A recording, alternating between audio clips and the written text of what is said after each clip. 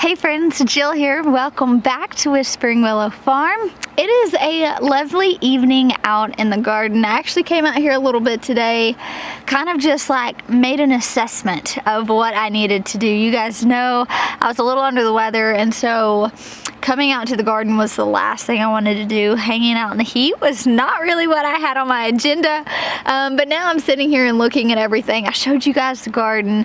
You guys just oohed and awed over all my beautiful flowers, which literally made my day. You know, I get asked questions like, why on earth, are you just planting, or why on earth did you plant all those flowers and you're just letting them go to waste? And I'm like, oh no, I'm not.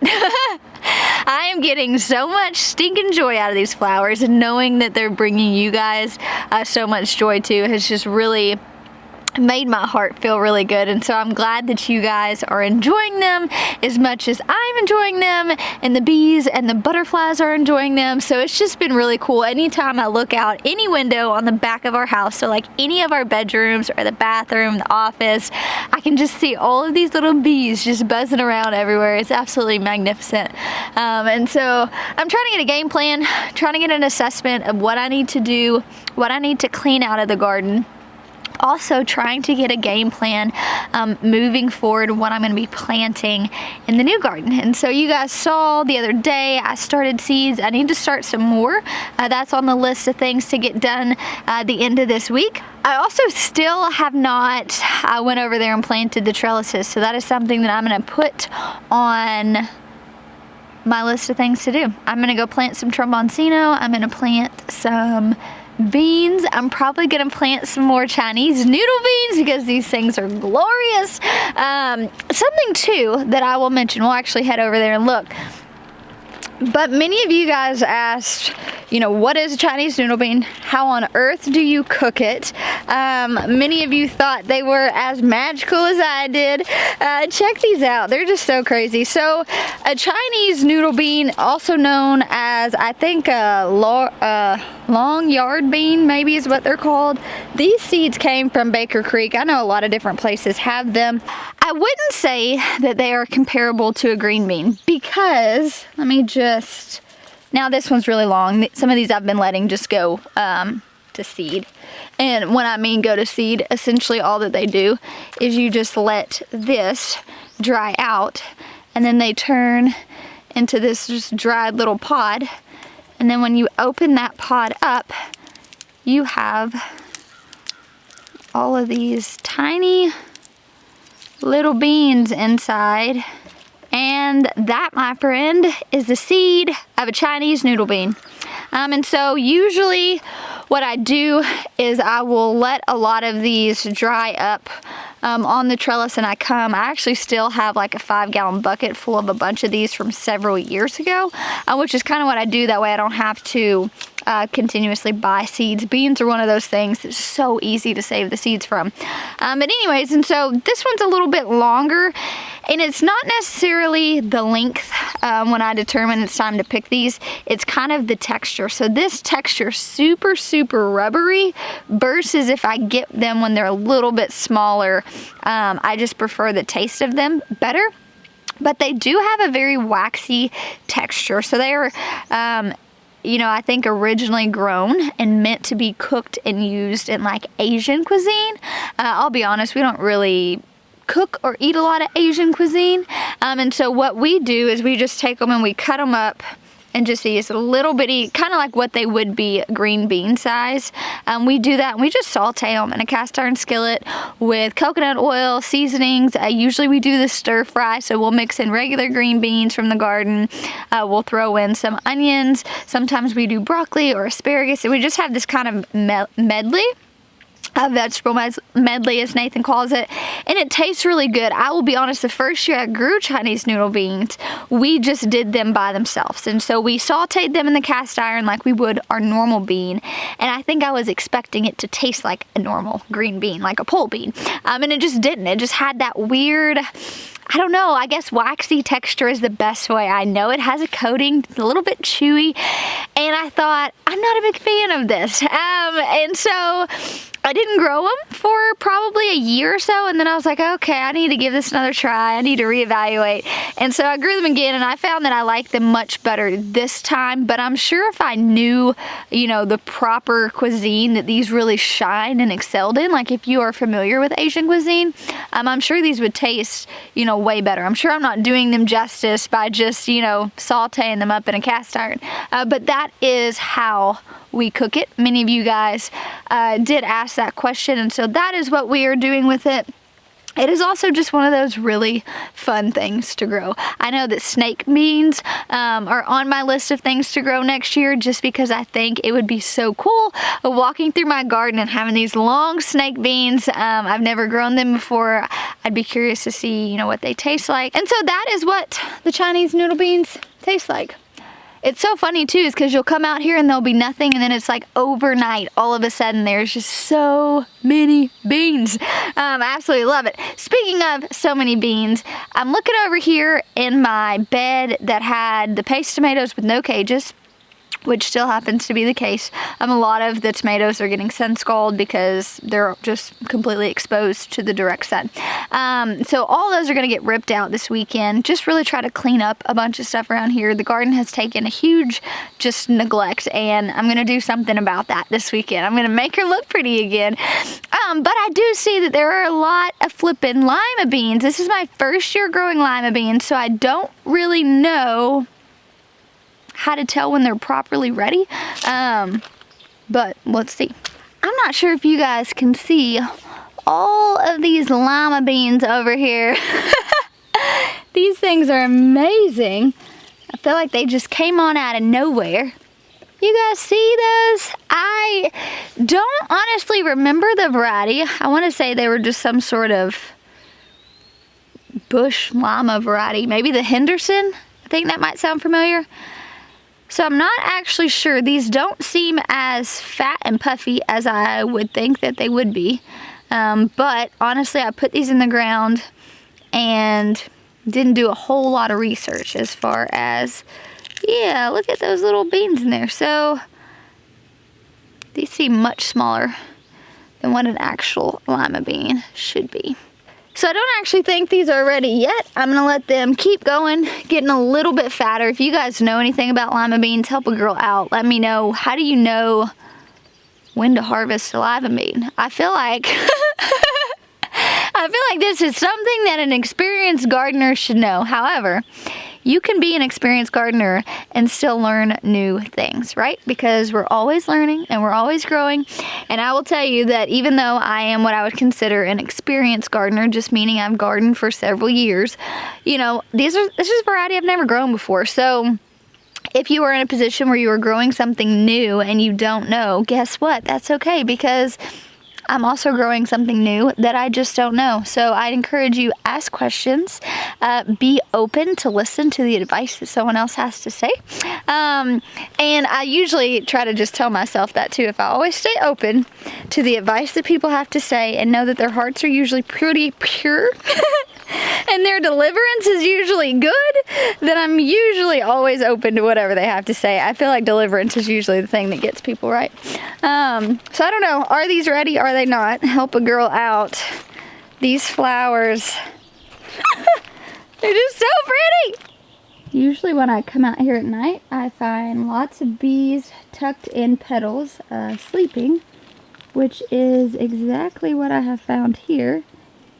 Is that there is a little bumblebee in there taking a nap, hunker down for the night.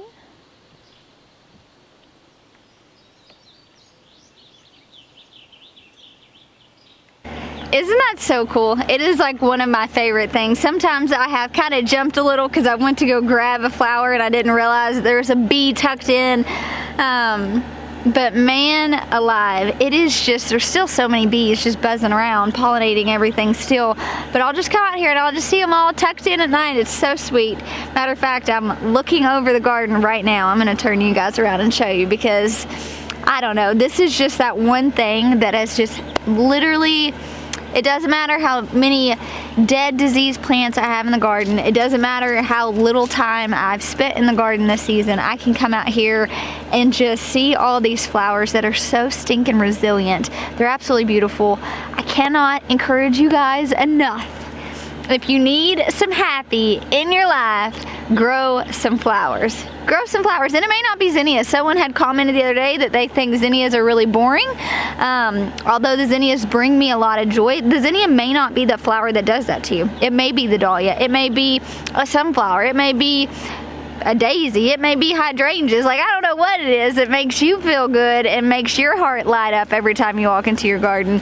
But grow a lot of that, because I know after having been under the weather and not feeling very good for the last few days, coming out here and seeing all these flowers in full bloom has just really lifted my spirits, kind of given me that push I needed to finish tearing out the garden and leaving this beautiful just sea of flowers for the next person. I don't know, it's just made me really happy.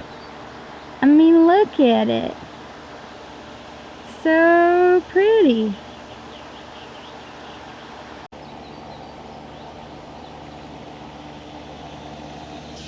Several of my dahlias have started to go to seed here. You guys can see. I'm actually gonna pop one of these off and see if the seeds are ready. I've never saved dahlia seeds.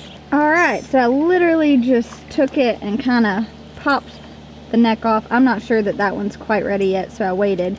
Same with zinnias. Whenever the zinnias dry out, let me see if maybe I can, you can see some over there, they're kind of dry. The whole top of it will just shrivel up like this, and then you'll just go and pop the top off. These marigolds are also a really good example. So the pods will just dry, and then you just pop the top off, and that'll be full of seeds. I'll actually take these over here and show you. I wanted to save a bunch of these seeds anyways, so I'll grab them. So I've certainly not done my research on saving dahlia seeds. I actually wasn't even sure that I was going to save the seeds from these dahlias because there were a few white ones that did really, really well. However, the rest of them just, I don't know, they didn't do very well. They bloomed and then maybe lasted for like a day, 2 days tops before the petals all started just falling off of them. We do have some tubers of dahlias in the tunnel right now, and so I really wasn't even sure if I was going to save the seeds of these. However, my sister did ask me, she wanted some of these, and so I do think I am going to try and learn some, but for the sake of actually showing you what most flowers are like as far as zinnias and marigolds, I'm going to demonstrate with something that I actually know. And so with these, you can see it's just got this like husk, and essentially what you do is you're going to remove the outside of this, and it's about to start raining marigold seeds. You can also kind of pull the top off and just separate it. It depends. Sometimes that's easier for me. All right, here we go. Y'all ready to watch it rain? Look at this.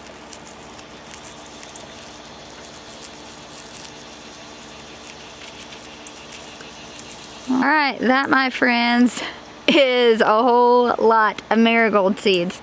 So literally they just come in this husk. You'll take the outside wrapper off is usually what I do. And on the bigger ones, it's pretty easy just to pop them and separate them. And then you'll just have like all of them kind of, you know, in a pod that you can then separate. But literally one pod like this of a marigold gives you so many seeds. Look at that. They look like little matches. It's pretty much what they look like. So I will definitely be saving a whole lot of those. I love saving the seeds from marigolds because they're so easy. They really are just that easy. Same with zinnias, same concept. You wait until it completely dries out. You'll just go and like deadhead it off and then separate it, and there'll be all these little seeds inside. So we're gonna see on this one, it's starting to dry, but as you guys can see, there is still some green on there, so I'm not sure that this one's actually was ready, but I'm just curious, so I'm gonna open it up and see what's going on here. These actually kind of look like they got too wet maybe. I don't know. These don't look normal, but this is where the seeds would be, and I can see the seeds. The seeds just don't look dried out, so that would have been, all of these would be the seeds. So I think that this one probably just needed to dry out a bit more. So that was probably picked a little premature for saving seeds, but that's okay. Since I've never seen it before, I just kind of, I like to see. I like to see what that process looks like. So that is good little information for me. That is something that is also going to be on my list of things to do, is start going through and saving a whole lot of zinnia seeds. I'm starting to see some starting to completely dry off where I can grow in deadhead. What I will do too, usually if I'm in a bind and a pinch for time, so instead of going through taking this pod, separating them all out into these and then trying to package this up, I'll just put the entire pod into a Ziploc baggie and say African, you know, white marigold, and then I'll just separate these out at a later time when I have time. And also some of the ones that I planted this year in the garden, I didn't actually ever even, like, I just took the pod and then distributed it, which is also an option. This is a bulkier option, so if you're limited on space and maybe you're wanting to condense down and have just a little bitty, you know, baggie full of the seeds, obviously go ahead and separate them out. That would make a lot of sense. But just know that you don't have to. Usually when I'm in a hurry, I'll just go through, you know, take a bunch of zinnias. If I don't really care what they look like, I wasn't ensuring that they weren't cross-pollinated, it didn't really matter. I would just say, you know, last year, I know for instance, I did, you know, mixed zinnia seeds 2020 is what I did. And so I planted a bunch of them, and it was really pleasant seeing all the little crosses that happened. So there's a little tidbit on seed saving. It's so funny, but saving flower seeds is probably one of my favorite things to do. And now, because it's one of the easiest things in my opinion, aside from like beans, it's just not involved. It's one of those things that you can get your kids involved. It's super easy. There's not multiple steps as, you know, it is if you're going to save maybe a tomato seed or something like that. And so I've always really enjoyed saving the seeds for my flowers. It's something that I have been saving for years, even when I didn't grow a ton of flowers. And so I do think that that is just kind of cool, and now I've got this love for flowers all of a sudden, and now it works out. I'm looking over here and it looks like something munched off the top of my start. So that is really discouraging. However, that is how it happens. Pretty much everything in my Greenstalk over here is just completely munched out. I am gonna go through and clean all of this out, dump all of this into the compost, because I will be filling it with new soil and replanting it for the fall whenever we move. I did want to mention before I end this video though, if you've been eyeing a Greenstalk and you want to get your hands on one, this is the leaf Greenstalk. It is the 1, 2, 3, 4, 5, 6. This is the 7-tier leaf Greenstalk. The difference in the original and the leaf is the leaf are the compacted little pockets, and the original are the deep tier pockets. Well, right now they are on sale. So you can get the 7-tier behind me. They're on sale for $129. You can also use my code WWFarm and have an additional $10 off of that. Or you can do the 5-tier and they're on sale for $99, and you can also use my code for an additional $10 off. So I know that that is something I get asked a lot about, is the Greenstalk. Do you love it? You guys know I've done some pretty honest reviews. I've done some assembly. I've done so many things with the Greenstalk. We will continue to take it with us when we move. I will be growing a lot of lettuces and things like that in it this fall. I actually can't wait to just kind of start fresh with all of these, put good quality soil in them, and really just see the boundaries I can push with it. But I did want to tell you guys about that sale for those of you who maybe didn't know. There will be a link down in the description below, but I'm gonna head inside maybe after I take another walk through the flowers. But thank you guys so much for hanging out with me today. I'll talk to you soon.